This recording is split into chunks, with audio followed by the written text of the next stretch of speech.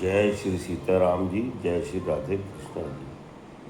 सनातन भारत और फेसबुक पर भी मैं ये वीडियो डालता हूँ। मेरा नाम संजय दत्ता है, फरीदाबाद निवासी। मेरे गुरु महंत श्री ललित गिरी गोस्वामी श्री पंचदश नाम जूना अखाड़ा से हैं और मैं फरीदाबाद में रहता हूँ।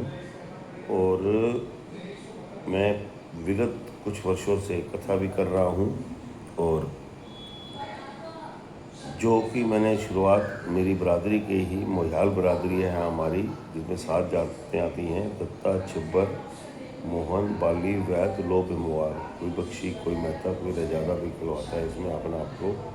हम सब ऋषियों की औलाद हैं। हमारा गोत्र भारद्वाज, कुल गोत्र जमदग्नि परशुराम के पिताजी हैं।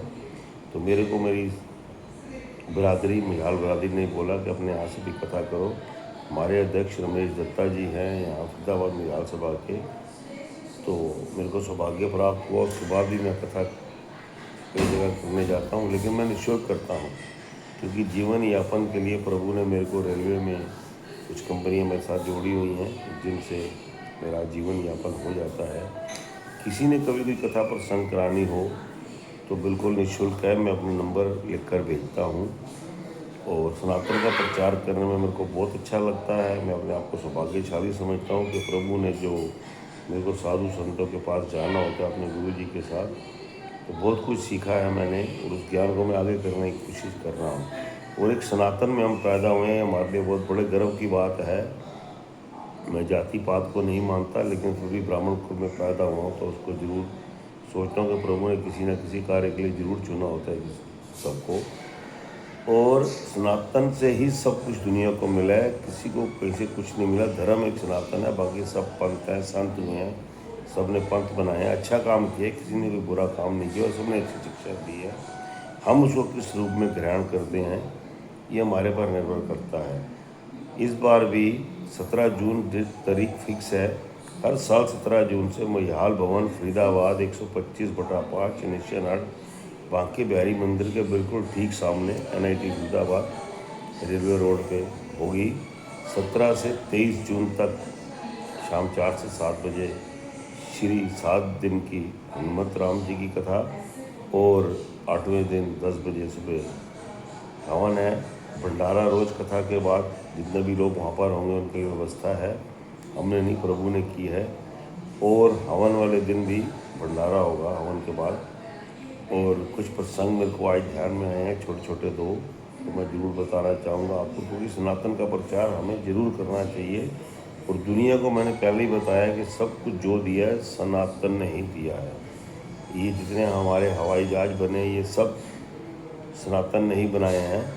सर्वप्रथम सबसे पहला जो पुष्पक विमान ब्रह्मा जी के लिए बनाया था श्री विश्वकर्मा जी ने, जो ब्रह्मा जी के बेटे हुए पुलत्स्य के 2 पुत्र हुए, विशर्वा और विशरणा।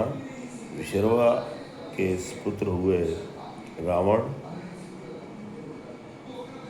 कुंभकर्ण और विभीषण, और विशरणा के हुए कुबेर।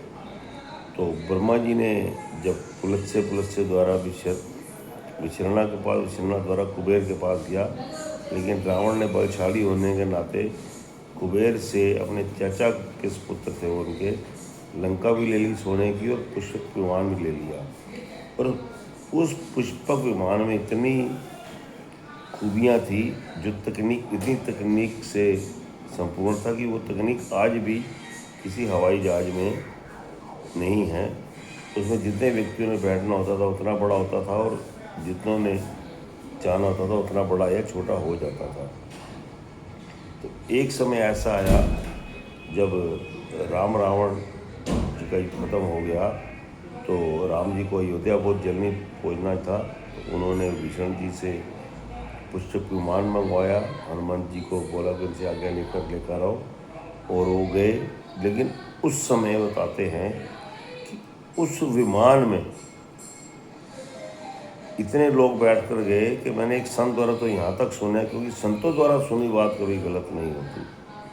संत ने बताया कि 2,19,742 व्यक्ति उस विमान पुष्पक विमान पर बैठकर लंका से अयोध्या गए। और हनुमान जी उड़ रहे थे, बाकी उस पर अंगद, नल, नील, सुग्रीव, जामवंत जी और भी कई योद्धा, केसरी महाराज जी कई गए। तो जब वो जहाज से उड़ रहे थे तो हनुमान जी साथ साथ उड़ रहे थे, क्योंकि वो वायुपुत्र हैं, वो उड़ कर ही जाते थे। तो जब वो जा रहे थे तो उनको अपनी माँ की बात ध्यान में आ गई, क्योंकि हनुमान जी के जन्म जी के बारे में भी कई बातों में थोड़ी सी है, क्योंकि अद्भुत देव हैं। इनका जन्म नासिक और त्र्यंबकेश्वर जो एक ज्योतिर्लिंग हम जाते हैं तो वहाँ के बीच में जगह पड़ती है इंजीनियरी, वहाँ पर भी। लेकिन कहते हैं लोग कि वहाँ तपस्या की थी। इनका जन्म जो है तिरुमाला और तिरुपति के बीच में जो पर्वत श्रृंखला है वहाँ पर जो पर्वत है, सुमेरु पर्वत है, जो वो जब सूर्य की किरणें पड़ती है तो ऐसे समझते हैं जैसे सोने का पर्वत हो, तो वहाँ पर बताया जाता है। यानी कि जब ये विमान वहाँ से जा रहा था तो इनको अपनी माता की बात ध्यान में आ गई अंजनी जी की, कि जब आप जाओ तो मेरे को बताना, मेरे को राम जी के दर्शन जरूर करवाना। हर इस पुत्र का ये कर्तव्य है कि अपनी माँ बाप का जो है वो इच्छा पूर्ण जरूर कर सके। तो हनुमंत जी को बात ध्यान में आ गई, वो उड़ते उड़ते आके श्री राम प्रभु के सामने बैठ गए। तो राम जी ने उनकी बात को मन ही मन समझते थे एक दूसरे की बात, क्योंकि राम जी हनुमान जी में कोई फर्क नहीं है। स्वामी राम जी हैं, सेवक हनुमान जी हैं, भक्त शिरोमणि हनुमान जी हैं। भक्त में भक्त शिरोमणि हनुमान जी को कहा जाता है, और उधर शिव भक्त में सबसे बड़ा रावण को कहा जाता है। तो जब हनुमान जी ने आकर मन ही मन बताया कि मेरी माता आपके दर्शन करना चाहती है, प्रभु ने आज्ञा दे दी, विमान नीचे उतरा। प्रभु ने ही बोला, क्योंकि हनुमान जी स्वामी के आगे नहीं बोल सकते थे, तो राम जी की आज्ञा सब मानते थे। तो जब माता अंजनी ने उनके दर्शन किए, बहुत खुश हुई। हनुमान जी से पूछा कि आप कारण बताएं और युद्ध का सारा विवरण बताएं, कैसे कैसे हुआ। जब हनुमान जी, लक्ष्मण जी, सीता जी, जामवंत जी, कुछ ही लोग वहाँ माता के साथ थे, बाकी सभी मान पर ही थे, बैठे हुए थे। तो ये बता रहे थे कि ऐसे माता युद्ध हुआ, पहले मेघनाथ ने नागपाश में बांध दिया, फिर प्रभु को शक्ति बाण लगा लक्ष्मण जी को, फिर ऐसे अहिरावण ले गया, फिर ऐसे जामवंत जी ने उसको मारा, नल नील ने ये किया, उसने ये किया, हमने पता लगाया वहाँ सीता जी का चारों तरफ जाकर, ऐसे ऐसे काम हुए। ये तो बाद युद्ध का विवरण बता रहे थे, लेकिन माता को बहुत गुस्सा आ रहा था, माता अंजनी को बहुत गुस्सा आ रहा था। और लक्ष्मण जी भी शेषनाग अवतार थे, उनको भी बहुत जल्दी गुस्सा आता था। वो देख रहे कि ये तो युद्ध का विवरण बता रहे हैं, और इनकी माँ को बड़ा गुस्सा आ रहा है, माता अंजनी जी को। तो माता अंजनी भी श्री माता कौशल्या जी की पुत्री हैं। मैं कोई फिर प्रसंग होगा तो आपको बताऊंगा, क्योंकि संतों से सुना है मैंने, और संतों से सुनी बात कभी गलत नहीं होती, ये मैं प्रमाण के साथ कह सकता हूँ। क्योंकि संत कहीं से भी पढ़ते हैं या सुनते हैं, कहते तो जो भी कहता है वो प्रमाणित होती है बात। तो उन्होंने लक्ष्मण जी को पूछा कि आप गुस्से में हैं, तो मैं आपके गुस्से का कारण बता देती हूँ कि आपका गुस्सा इसलिए जायज़ है कि आप सोच रहे हैं कि मैं अपने बेटे से गुस्सा क्यों कर रही हूँ। मैं ये कह रही हूँ कि इसमें इतना बल है, इसने ऐसा दूध पिया है, ऐसी माँ का सुपुत्र है, ऐसे पिता का सुपुत्र है ये, कि ये चाहता तो अपने स्वामी को इतना कष्ट ना आने देता, सारा काम ये स्वयं अकेले ही कर सकते थे। लक्ष्मण जी को और गुस्सा आ गया, बोले अगर इन्हीं में इतना बल था तो इतना लंबा चौड़ा हमें क्या करने की ज़रूरत थी। तो उन्होंने कहा मैं अहंकार नहीं कर रही। उन्होंने हनुमंत जी का बचपन याद किया, जब ये पैदा हुए छोटे थे, स्तनपान कराती थी, जब याद कर रही थी तो उनके स्तन से दूध पान हुआ थोड़ा सा, और उसकी कुछ बूंदें नीचे पर्वत पर गिरी। एक पहाड़ था बहुत बड़ा, पहाड़ बहुत ज़ोर से पड़ा, जैसे ज्वालामुखी फटता हो, जलकर राख हो गया। माता ने कहा देखो इन्होंने इतना शक्तिशाली माँ का दूध, इतना दूध पहुँचाया है, तो इनमें इतना बल है कि ये सारा कार्य कर सकते थे, फिर भी इनके स्वामी को इतना कष्ट सहना पड़ा, इसलिए मैं दुखी हूँ। तो लक्ष्मण जी चुप रहे, लेकिन इसी दौरान बीच में प्रभु श्री राम आ गए। राम जी बहुत मर्यादा में रहते थे, उन्होंने माँ को प्रणाम करके बोला माँ मेरे को बीच में बोलना तो नहीं चाहिए, माता और पुत्र की बात है, लेकिन मैं आपको एक बात बताऊं कि मैंने इनको जितना कार्य कहा इन्होंने उतना ही किया।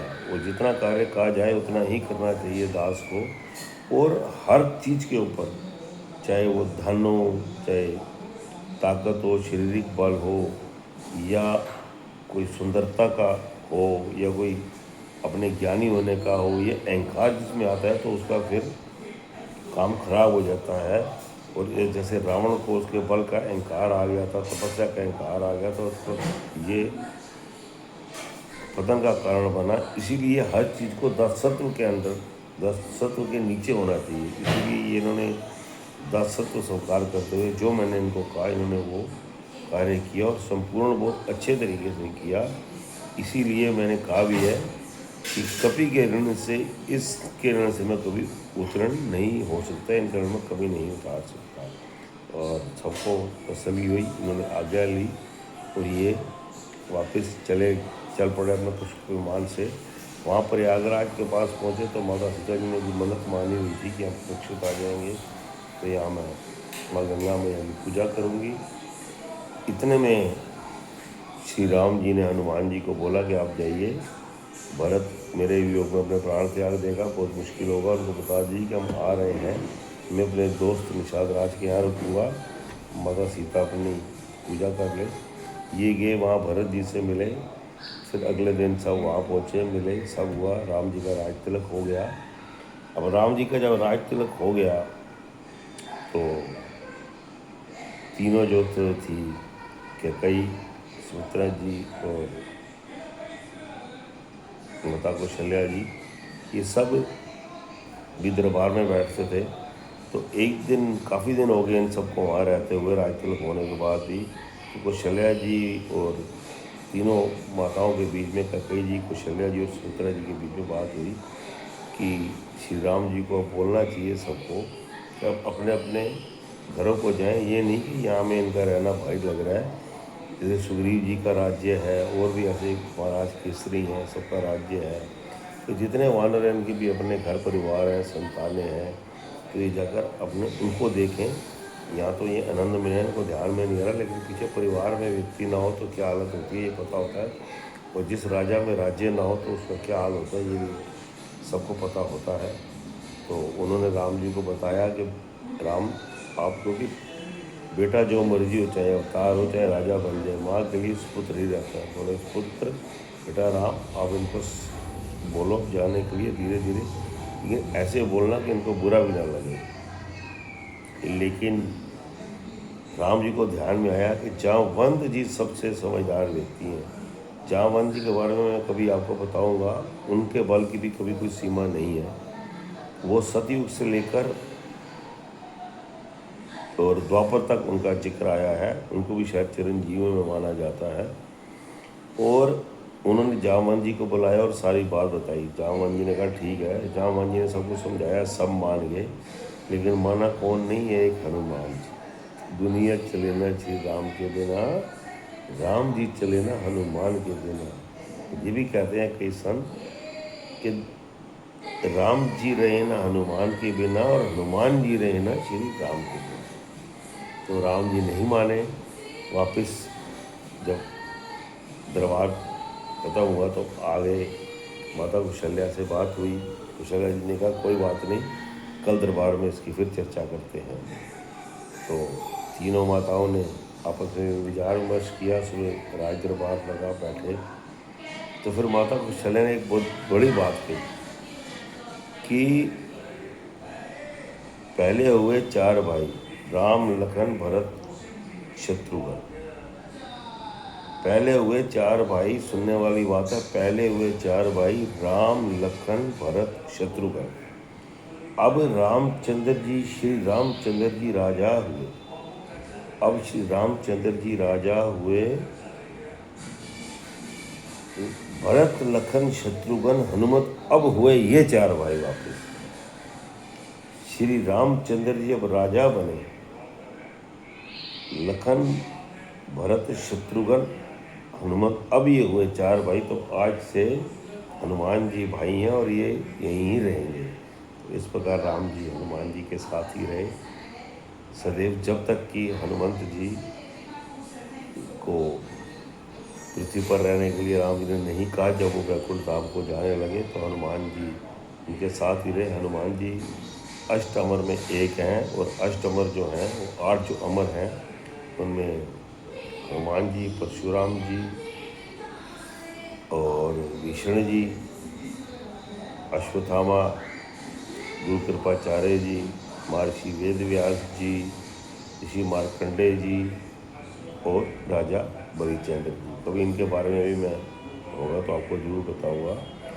आज का प्रसंग इतना ही। इसको कहने सुनने में मेरे से कोई भूल चूक हो गई हो तो मैं दास क्षमा प्रार्थी है।